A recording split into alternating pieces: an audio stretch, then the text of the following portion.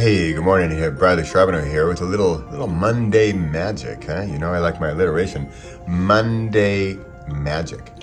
What are we talking about today? We are talking about I am at an in-person conference in Las Vegas. If you're watching the video version of this, that's what you're seeing. Gorgeous downtown Las Vegas. There's an airplane. If you're watching closely, airplane taking off. I know it's exciting. It's exciting. Try to keep up here. Pay attention. So, what am I talking about today? I am talking about the fact that I am at an in-person conference, and what have I done already before the conference has even started is that I have sort of honed my pitch. And that sounds very salesy and very marketing, but if you hold on a second, I'm going to make it a little more real, a little more human. What does that mean? That means I'm here, it's Monday morning, the conference starts in like an hour or two. I'm up early because I'm still a little bit jet lagged. And this morning, barely before I wake up, I had this little conversation with myself saying sort of, I'm meeting new people. And people are going to say, hey, what are you up to? What are you working on? Hey, Bradley, what are you working on lately?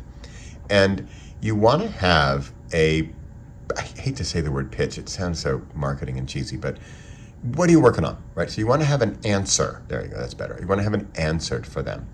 And ideally, you want to have, this is going to sound really methodical, but stay with me here for a second. Kind of you want three versions. So you want the version that's like 10 seconds, then you want a minute, then maybe 5 minutes, okay? So remember, I'm at a busy conference. There's 1,000 or 2,000 people here. I don't even know.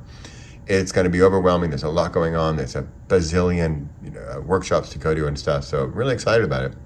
And I'm going to be busy too. Oh, I want to get to this next talk. Oh, I need to go to the bathroom. Oh, I got to get something to eat, right? So everybody's in a rush, but we all do want to meet people, even the introverts here. I'm at a writers conference, a lot of introverts. I'm kind of quietly, secretly an introvert as well. I am totally a homebody if you let me be. If you put me out with the lions, I will roar with the lions as well. So great. So what are my tips here for what's going on here? And I'm honing my pitch.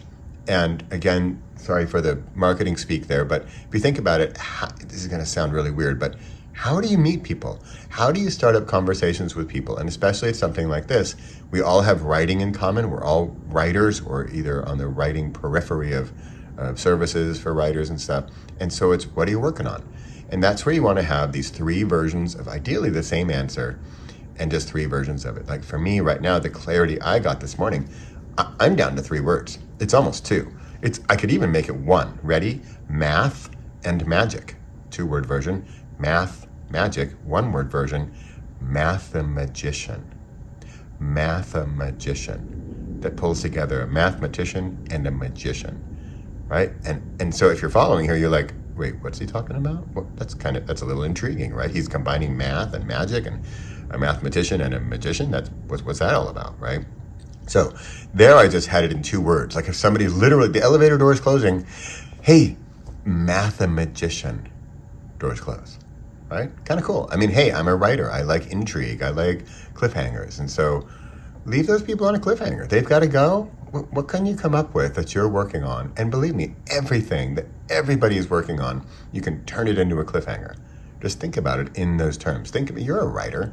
You're a creative person, and I say this to everyone because we are all writers, we are all creators. It's just whether or not you allow yourself to do it. So there you have it. Knock it down, chop it down. If you need some help, I gotta say, I'm really turning to ChatGPT for this kind of thing. And remember, ChatGPT is a great summarizer, a great editor. Right? So ChatGPT, I've uploaded a lot of my work, and I say, like, give me a 1-minute summary of this entire book. Right? So similarly, that's what we're doing here. So we got the 5-second one, the 10-second one, whatever. The guy's like heading into the elevator, and you're like, hey, math and magic. And then you want to have sort of the next level where, okay, this person's going to be sticking around for, I've got at least a minute. And remember, you don't want to overwhelm them. And as I just did another video for our Wide for the Win group, and I talked about how there's so much overwhelm of information. And so how can you really encapsulate what you're doing and really summarize it, right? Really get it down to the bare bones. And so here's the meta takeaway from this little chat this morning. And this is that you are going to get more clarity on what you're doing because you are making things more clear for others.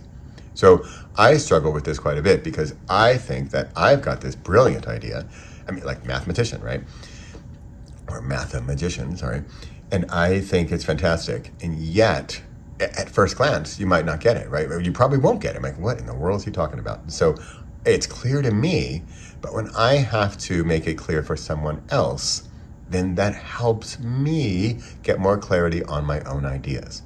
So if you're a fiction author and hey John, what are you working on? Oh, I'm working on this new new book where there's another planet and it's taken over by extraterrestrials and they come in a spaceship and they come here and they all wear red shoes and they're like, okay, you already lost me, right? So how can you narrow that down? Like what's your cliffhanger? What's your one sentence cliffhanger that you can? What's a zinger? And I know even writers don't like. I hate to use the word marketing and pitching. It's terrible, and I'm kind of sorry, not sorry, because it's even helpful in situations like this. And it might seem odd, but if you remember, I mean, it's day one here, right? It's 6:30 in the morning, and I'm probably going to meet 100 people.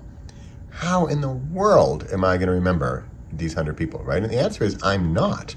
And so, what about that guy who the elevator closes and he says mathematician? I'm like, what was that all about? I might even Google it, right? Mathematician, what's that all about? So what is that thing? And remember, I keep apologizing for making this salesy, but I'm kind of apologizing and not apologizing because this is helpful stuff. And we as writers, we often talk about, it's a very common topic in the writer industry, is that we are writers, but not necessarily marketers. And we're definitely not sellers. We're definitely not salespeople. Oh, yuck, right? Although, what is one of the most important things of the entire publishing industry? Sales. Hello, what's the most important thing of possibly any industry? Sales. And what does that mean? It means getting your message across clearly and concisely. So that's the goal here. How do we get our message across clearly and concisely? And it's kind of with those three versions, the kind of whatever, tiny, medium, and big. And that would be, that the three-word version, the 1 minute version, and then the extended version where, hey, you're sitting down for dinner. But even if you're sitting down for a dinner, you don't want to go on about your thing for minutes and minutes, right? Let the other person talk. Ask them questions. What are they working on, right? So it's a difficult and yet extremely important element of conversation, of course, is listening and asking questions. What are they working on? And of course, it's not always bringing it back to you and your pitch and you're a great mathematician, fantastic, wonderful, awesome story. That's great, Bradley, but what are they working on? Ask them what they're doing. See how much they open up when you ask them, hey, enough about me. What are you working on? What are you doing? What's really like floating your boat lately? What are you really excited about? What are you looking forward to? What do you think you're going to get out of this conference, right? So there you have it. I am at 8 minutes. I'm going to wrap this thing up because I'm trying to be, hey, who's talking about like clear and concise, right? Let's get this clear and concise. What are my takeaways from my little chatterama here at 6:30 in the morning in Las Vegas on a Monday? Because it's Magic Monday. And that is getting your idea clear. And for me, this is math and magic. And I'm doing this partly for me here, but partly for you. Partly for me because I've seen this morning, I've gotten clear on my message for the conference, talking about math and magic. I think I find it very intriguing and a practical way to find more magic in your life. And if you don't know what magic is, let's talk more. If you don't know what magic is, walk with me to the next workshop, right?